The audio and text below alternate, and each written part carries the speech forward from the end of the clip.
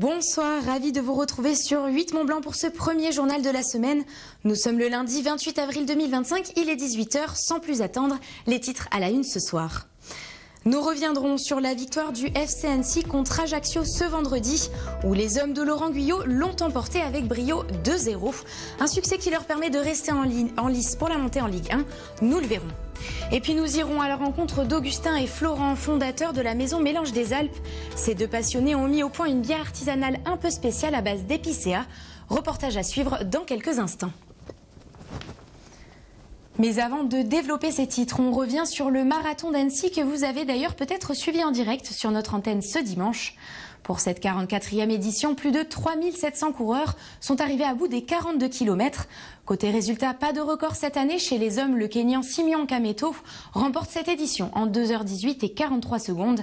Il devance le Français Adrien Toucas, arrivé 11 secondes plus tard. Aurélien Olivier complète quant à lui le podium. Chez les femmes, la Française Magali Oreille termine le marathon en 2h38 minutes, soit 1 minute devant Florian Ott. Elles ont toutes les deux réalisé leur record personnel ce dimanche. Émilie Tissot termine, elle, sur la 3e place du podium. En football, je vous l'évoquais en titre, le FC Annecy recevait Ajaccio pour son avant-dernier match à domicile de la saison, ce vendredi soir au Parc des Sports. Et face à une équipe en forme du championnat, les hommes de Laurent Guyot ont retrouvé le goût de la victoire dans leur stade, grâce à un beau succès 2-0. À 2 journées de la fin de la saison, le FCA est encore en lice pour accéder au barrage pour la montée en Ligue 1. Retour sur cette soirée avec Sébastien Germain. Ce n'est que partie remise pour le numéro 10 au Savoyard qui obtient un pénalty à la 60e minute. Là pour Annecy, après une rencontre totalement maîtrisée. On a fait un match cohérent ce soir à nouveau. C'est difficile d'enchaîner comme ça lundi, vendredi, parce que mine de rien, on dépense beaucoup d'énergie mentalement quand on joue le leader.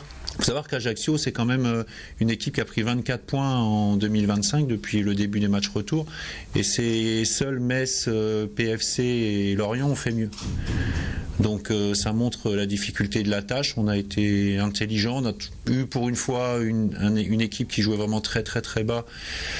Ce qui nous a obligés à faire des choses qu'on n'a pas l'habitude. Donc c'est vrai que ça a été parfois, ça manquait un peu de rythme, notamment dans le rythme des passes au début. Et puis petit à petit, ça s'est mis en place. À 2 matchs de la fin du championnat, le FCA reste à 3 points de Guingamp, l'actuel 5e. Et grâce à ce succès, les Reds s'offrent une fin de saison palpitante et excitante. Ça aurait été décevant de finir la saison sans plus rien avoir à jouer vraiment, donc, surtout avec la saison qu'on fait. Donc là au moins voilà, on s'offre ce plaisir-là. Donc voilà, c'est bien, à nous de nous reposer et de repartir vendredi. En espérant chercher la 5e place, les playoffs et rêver de la Ligue 1, c'est ce qu'il faut se dire et ce qu'il faut se donner comme objectif, aller chercher ces playoffs. Rendez-vous ce vendredi pour le dernier déplacement de cette campagne déjà historique pour le FC Annecy. Ce sera du côté de Clermont-Ferrand, avant-dernier du classement de Ligue 2, et donc en grand danger. Attention, si vous empruntez le tunnel routier de Fréjus, sachez qu'il sera totalement fermé à la circulation dès ce mardi 29 avril, à partir de 22 h jusqu'à 1 h du matin le mercredi 30 avril. En cause, la poursuite des essais nécessaires à l'ouverture du second tube prévu pour cette année. À noter qu'une seconde fermeture est aussi programmée dans la nuit du lundi 5 au mardi 6 mai prochain. Dans le reste de l'actualité, 2 ans après la visite de Gérald Darmanin à Vulbens, dans le Genevois, le ministre de l'Intérieur Bruno Retailleau s'est rendu vendredi sur le site de la future caserne de gendarmerie. Non pas la création d'une nouvelle unité, mais le déplacement de la brigade actuelle. Cette dernière couvre un territoire de 9 communes pour près de 17 000 habitants.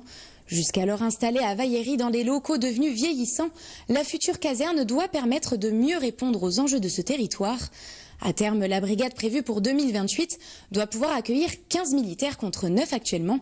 On écoute la réaction de Florian Benoît, maire de Vulbens, au micro de Jules Demeur.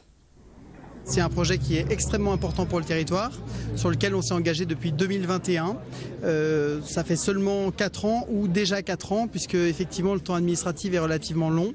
Quand on voit l'intérêt sur notre territoire, puisqu'on a un territoire relativement dynamique en proximité avec Genève, qui il n'y a pas si longtemps avait des populations essentiellement rurales et locales, eh bien aujourd'hui on n'a plus du tout ces mêmes problématiques et on avait besoin d'un équipement tel qu'une nouvelle gendarmerie pour pouvoir répondre aux besoins de notre territoire. On attend de la part de Paris la confirmation que la brigade territoriale mobile puisse s'installer sur ce site pas s'installer physiquement dans les locaux, mais en tout cas pouvoir loger ces militaires. Ce qui veut dire que cette brigade comportera 15 militaires et leurs familles. Et pour notre territoire, eh bien, on a à la fois un équipement qui sera neuf, opérant, et avec des militaires renforcés, puisqu'on passerait de 9 à 15 militaires sur ce site, ce qui permettrait, même si c'est uniquement leur logement, de renforcer à ce stade les forces de sécurité intérieure ici même. C'est un projet qui était dans les cartons depuis un moment déjà. Désormais, l'antenne annécienne des Restos du Cœur est dotée d'un tout nouvel espace entièrement dédié à la petite enfance. Alors l'idée n'est pas d'en faire une garderie, mais bel et bien un lieu que devront s'approprier les bénéficiaires. Pour l'association, ce nouveau site d'accueil est une nécessité pour notamment faire face à l'augmentation de la demande des personnes dans le besoin. On écoute Joël Possiche, le président des Restos du Cœur 74, et Cécile Bertin, l'artiste coloriste qui a peint les murs du nouvel espace. Ils répondent aux questions de Sébastien Germain.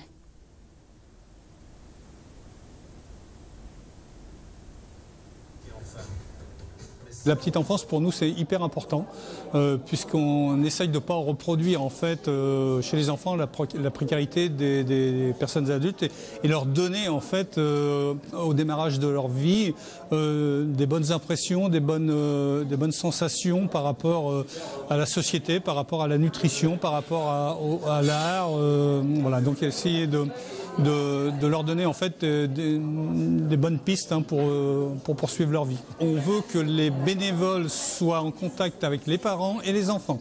Ça veut dire que par exemple on va faire un atelier nutrition, on va apprendre aux parents à cuisiner des légumes frais ou des fruits ou voilà.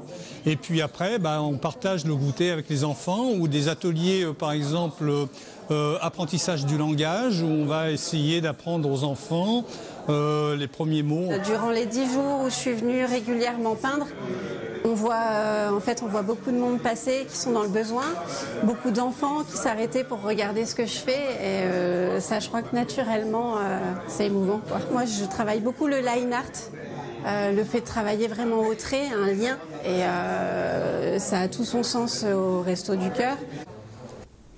Dans les sous-bois du Semnoz, deux passionnés ont eu l'idée de créer une bière artisanale un peu spéciale. Leur secret, l'épicéa, un arbre emblématique des Alpes. Ce n'est ni en fût ni en cuve que leur bière prend vie, mais bien sous les branches. Augustin et Florent, fondateurs de la maison Mélange des Alpes, partagent leur passion pour cette bière unique, née de la forêt. Reportage signé Myrtille Laurent Bourriou. Avant les cuves en inox et les bouteilles en verre, tout commence ici, au pied des arbres. Serpette à la main, Augustin et Florent récoltent un ingrédient pour le moins inattendu, l'épicéa. Une balade en forêt devenue un rituel pour brasser leur bière locale, fraîchement certifiée bio. L'épicéa, on va s'en servir pour le brassage de notre bière, la bière des Alpes, la boréale. L'épicéa, donc c'est un arbre qui pousse dans la forêt du Semnoz. C'est un peu apparenté à un sapin. Nous, on va plutôt partir sur l'épicéa qui a des notes un petit peu plus citronnées et un petit peu plus qui apporte un peu plus de fraîcheur que le sapin. L'arbre est sélectionné pour ses propriétés aromatiques, mais aussi pour sa disponibilité. Ici, on récolte uniquement du bois déjà coupé, qu'on ramasse à la main, puis qu'on intègre à la recette. Nous, l'objectif, c'est vraiment de récupérer ce qui est au sol. En fait, on a vraiment ce partenariat, on peut récupérer au sein des forêts autour du lac d'Annecy l'épicéa qui a été coupé au préalable par les bûcherons. Donc nous, on ne s'occupe pas du tout de la coupe des arbres. Par contre, après, tout ce qui est par terre, comme ça, on a le droit de le ramasser et on vient le débiter en petits tronçons pour la fabrication de la bière. Cette démarche éco-responsable s'inscrit dans un projet plus large mené avec un ESAT local. L'établissement spécialisé dans l'inclusion professionnelle de personnes en situation de handicap participe à l'assemblage et à l'embouteillage de toute leur production. C'est même là que tout a commencé. En 2020, en fait, l'ESAT avec lequel on travaille, qui nous fait toutes les bouteilles de Montgenep, nous a suggéré l'idée en fait de récupérer de l'épicéa grâce à leur filiale d'Espace Vert et de concevoir de la bière. Ça faisait longtemps qu'on voulait faire de la bière artisanale. On s'est dit qu'on avait créé notre propre marque de bière, et du coup Bière des Alpes. Donc l'objectif, c'était de récupérer de l'épicéa qui avait déjà été coupé, donc un déchet, de le transformer, de le valoriser en une nouvelle recette. Chaque mois, ils ramassent près de 80 kilos de ces restes végétaux, de quoi parfumer 7000 litres d'une bière dont le goût varie selon les saisons. Une fois récoltées, les branches sont acheminées à Crangevrier où elles sont broyées par les ADTP avant d'être utilisées pour le brassage. C'est la fin de cette édition. Tout de suite, ne manquez pas la météo de Thierry Paulme. Quant à moi, je vous donne rendez-vous demain à 18h pour un nouveau journal. Excellente soirée sur 8 Mont Blanc.